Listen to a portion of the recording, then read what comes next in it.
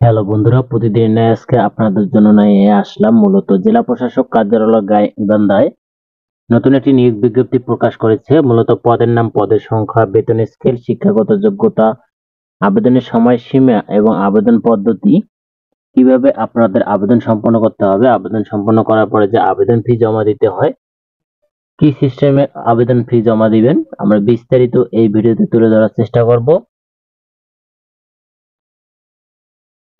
মূল ভিডিও শুরু করার আগে আপনি যদি বিডি অ্যাপ্লিকেশন অন মোবাইল চ্যানেলে নতুন সদস্য হয়ে থাকেন, অবশ্যই চ্যানেলটি সাবস্ক্রাইব করে পাশে থাকা বেল আইকনটি অল করে রাখবেন নিত্য নতুন আপডেট খবর ভিডিও পেতে।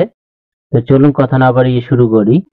সো বন্ধুরা, আমরা এখানে দেখতে পাচ্ছি জেলা প্রশাসকের কার্যালয়ে গাইবান্ধা রাজস্ব শাখার নিয়োগ বিজ্ঞপ্তিটি প্রকাশিত হয়েছে।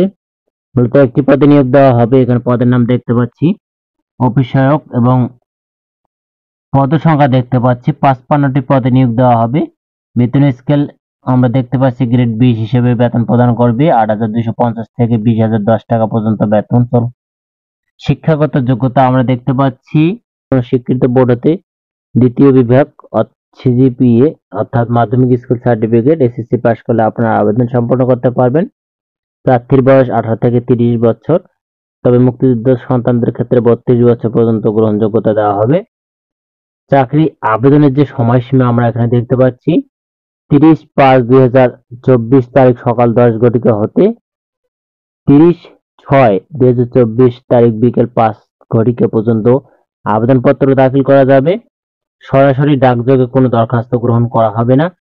মূলত 1 মাস সময় দিয়েছে আবেদনটি করার। আপনারা যারা আগ্রহী প্রার্থী তারা সকল কাগজপত্র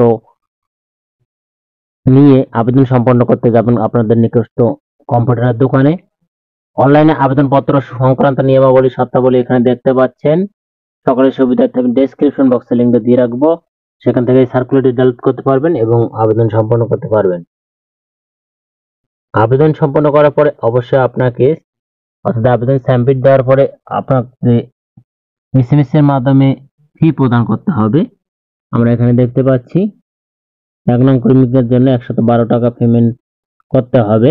অবশ্যই 72 ঘন্টার মধ্যে জমা দিবেন, না হলে আপনার যে আবেদনটি করবেন সেই আবেদনটি বাতিল হয়ে যাবে। প্রথম এসএমএস কিভাবে করবেন, দ্বিতীয় এসএমএস কিভাবে করবেন এখানে উদাহরণ সহ বিস্তারিত দেওয়া হয়েছে, আপনারা দেখে নেবেন।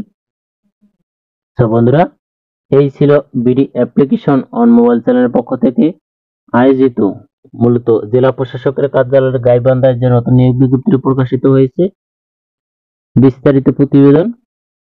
ভিডিও সংক্রান্ত অর্থাৎ সার্কুলার সম্পর্কে আপনাদের কোনো তথ্য জানার থাকলে বা প্রশ্ন থাকলে অবশ্যই কমেন্ট বক্সে জানিয়ে রাখবেন। সকলে ভালো থাকবেন, ধন্যবাদ।